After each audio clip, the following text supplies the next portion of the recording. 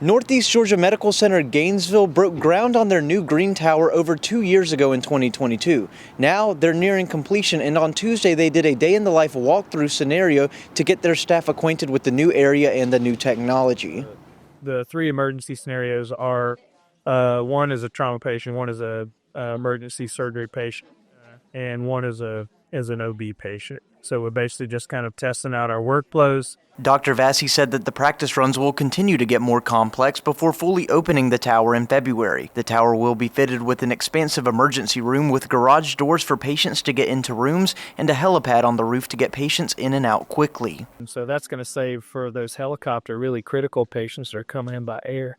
I will save upwards of 10 to 15 minutes per patient. The simulation runs are designed to mimic real-world trauma events so the healthcare workers in the new tower can be ready for February's opening. What we call the day in the life really just, it eases that anxiety, if you will, on day one so that we're prepared, we're ready.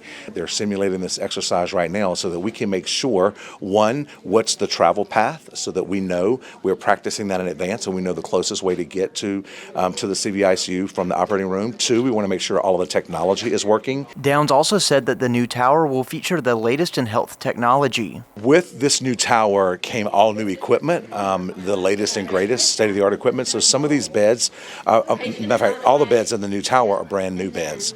So they have a piece of technology called Zoom.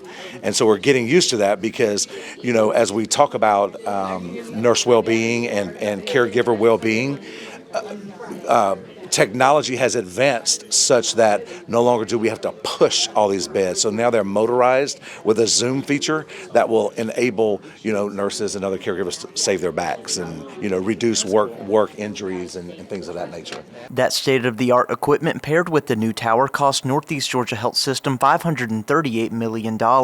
Director of Interventional Cardiology, Dr. Glenn Henry, shared Downs' views, citing the new technology. Obviously a complete upgrade from what is kind of standard operating equipment to what is state-of-the-art operating equipment.